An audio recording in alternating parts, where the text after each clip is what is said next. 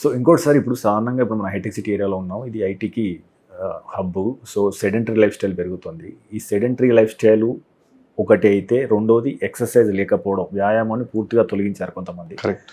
So ఇది ఏ రకంగా మానవ జీవితాన్ని, మానవ ఆరోగ్యాన్ని ప్రభావితం చేస్తుంది? ప్రధానంగా నేను క్యాన్సర్ గురించి మాట్లాడతాను. Sedentary life style, obesity is a big risk factor for cancers, many cancers, including breast cancer, uterine cancer, name many other, colon cancer కానివ్వండి, బ్లాడర్ క్యాన్సర్ కానీ, మల్టిపుల్ క్యాన్సర్స్కి sedentary life style is risk factor.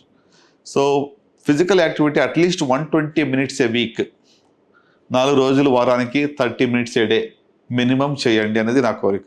So hitech city ప్రత్యేక ఏరియాలో మరి మేము the reason why we do the Grace cancer run every year at scale 130 దేశాలు ఎందుకు చేస్తున్నామంటే ఇది ఒకే ఒక నినాదం. ప్రివెంట్ చేయాలి అనుకుంటే it's a long term effort.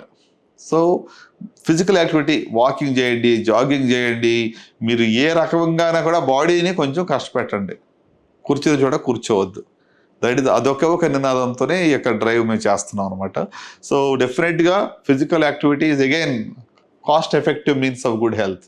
ఖర్చు లేకుండా మంచి ఆరోగ్యం పెట్టుకునేదంటే ఫిజికల్ యాక్టివిటీ ద్వారా.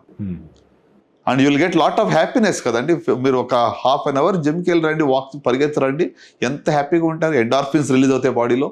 You feel so good, you're on top అవుతుంది. నాకు తెలిసి మీకు ఆల్కహాల్తో ఇక ఆనందం రాదేమో, the amount of joy you get after being physically active అని.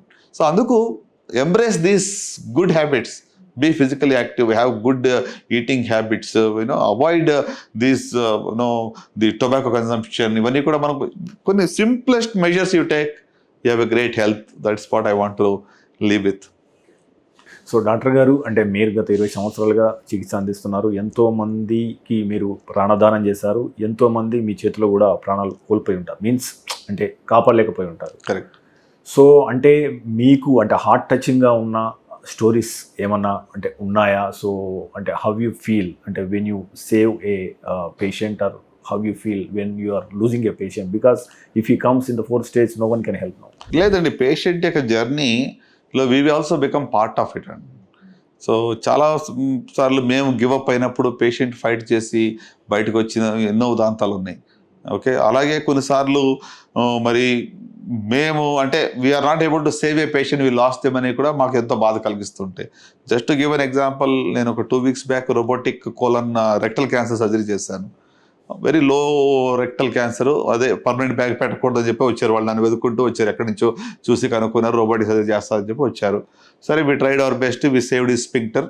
సో కోలాన్ని మొత్తం తీయకుండా కానీ లోపల అతికేసి టెంపరీ స్టోమా పెట్టాము. అంటే మళ్ళీ క్లోజ్ చేసుకోవచ్చు అనమాట. 15 రోజులు అయింది, ఆయనకి స్టోమాలో స్టూల్ రావట్లేదు. రైల్ ట్యూబ్లో బయలు వస్తూ ఉంది, స్టూల్ రావట్లేదు, అసలు ఈ బౌల్స్ ఓపెన్ అప్ కావట్లేదు. సో ఇప్పుడు ఎన్ని రోజులు వెయిట్ చేసినా 15 రోజులు అయింది, ఇంకా రావట్లేదు. వాళ్ళు రెస్ట్లెస్, మాకు ప్రతిరోజు అరే ఆయన ఎప్పుడు స్టూల్ పాస్ చేస్తా చెప్పి నేను ఎదురు చూస్తాను.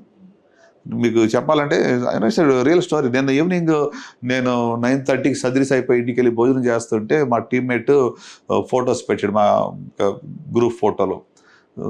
బ్యాగ్లో మొత్తం స్టూల్ అంతా వస్తున్నది, 4 సార్లు వచ్చింది, బ్యాగ్ నిండిపోయింది స్టూల్. నేను భోజనం చేస్తూ ఆ ఫోటో చూస్తూ ఐఎమ్ ఎంజాయింగ్ ఇట్.